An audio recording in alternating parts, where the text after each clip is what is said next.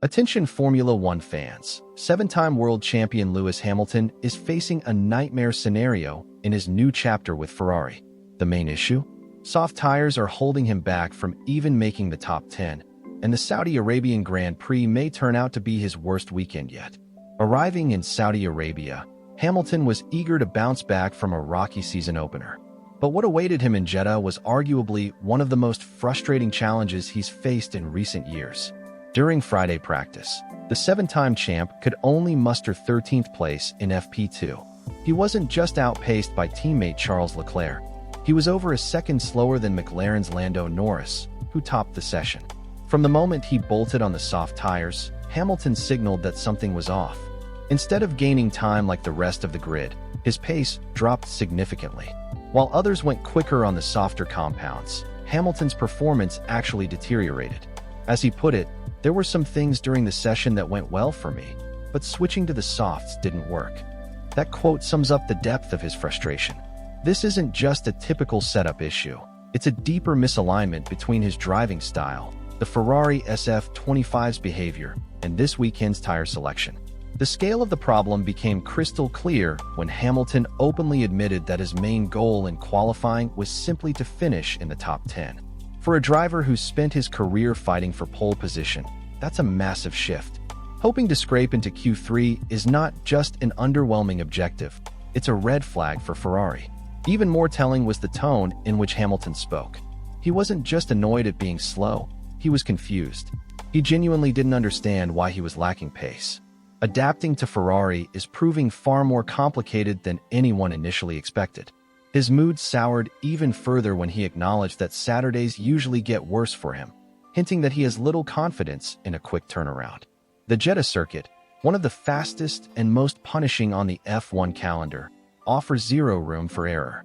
Success here hinges on getting tires into the ideal operating window quickly, especially in qualifying.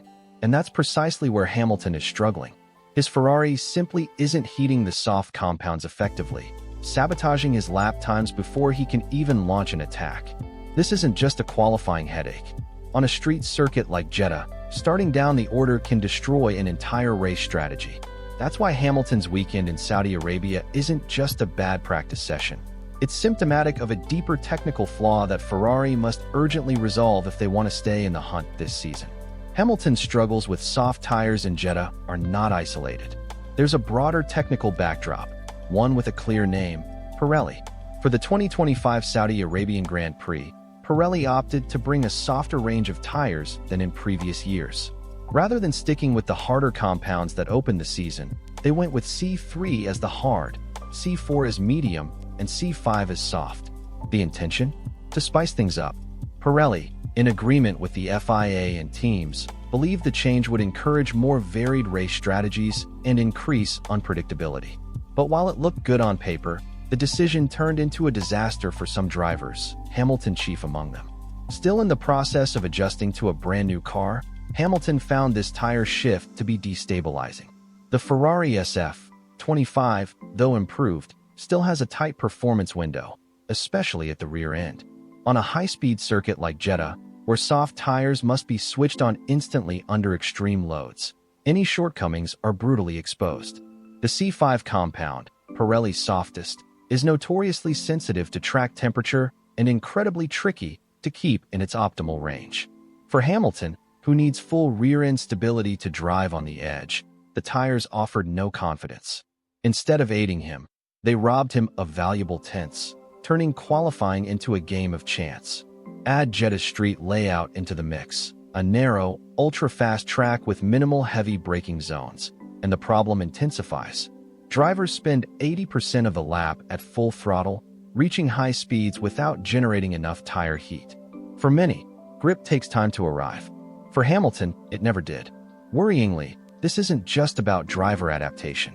The car itself isn't reacting well to the C5 tire. Ferrari might need to rethink its entire setup approach if it hopes to avoid similar problems at other tracks using the same compound. And strategy? That's also impacted. Soft tires are typically used for qualifying only, then discarded for the race.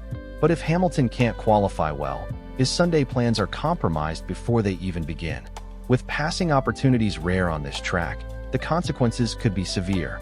So, while most teams are trying to capitalize on Pirelli's new tire selection, Ferrari and Hamilton are simply trying to survive it. Ferrari began this year determined to fix the mistakes of 2024. After a turbulent season, the team spent the winter developing a new package designed to bring the car back to the front. The SF25, their 2025 challenger, was built to be more stable, more tire-friendly, and better correlated between wind tunnel data and track performance.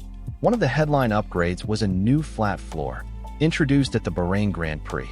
This crucial aero piece was intended to boost downforce without increasing drag. Early testing suggested success.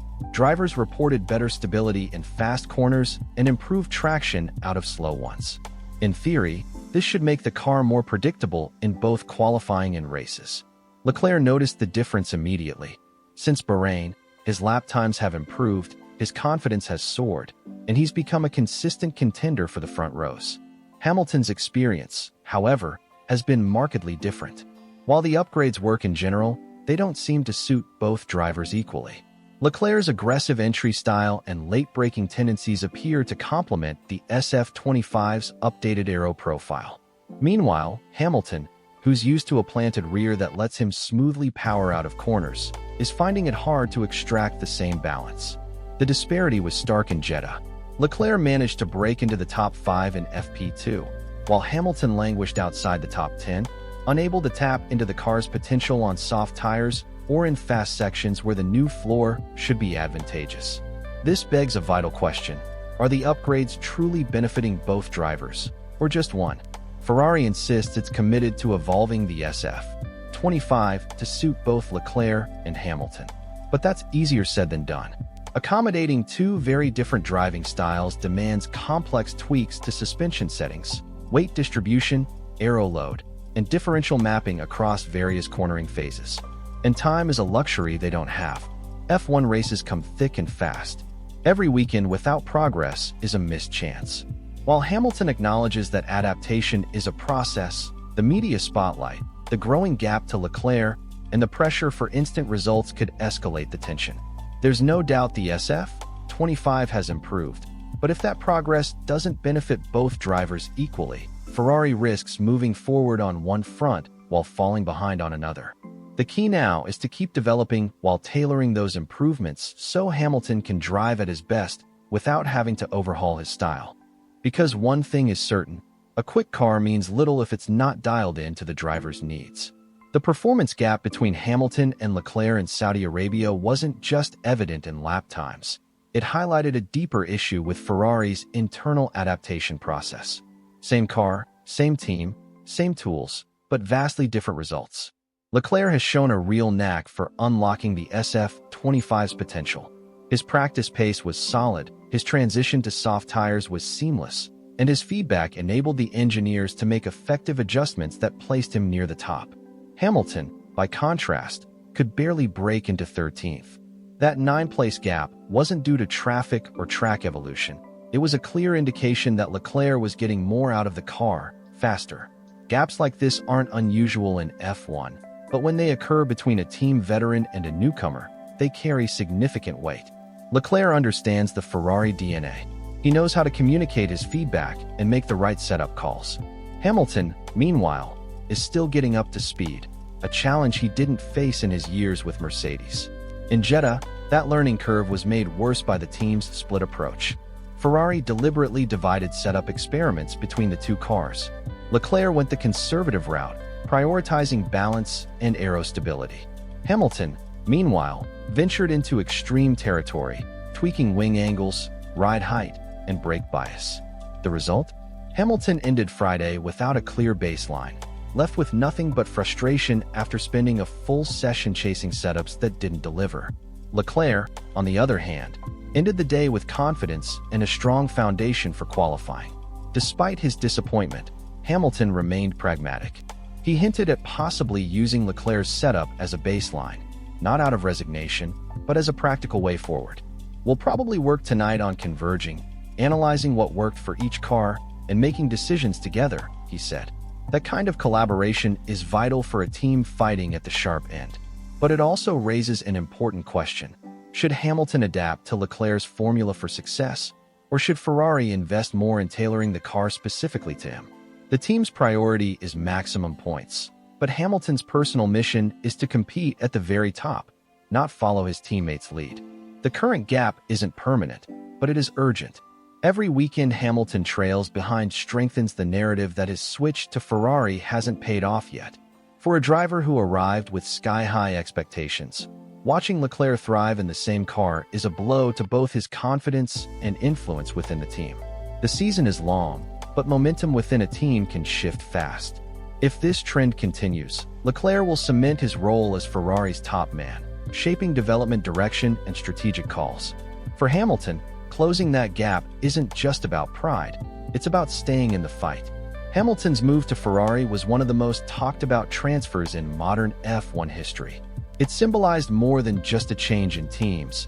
It was the dawn of a new era for the seven-time champion. But after just a few races, and especially after a weekend as rough as Saudi Arabia, it's clear the road to success will be far bumpier than anticipated. The soft tire struggles are just the beginning.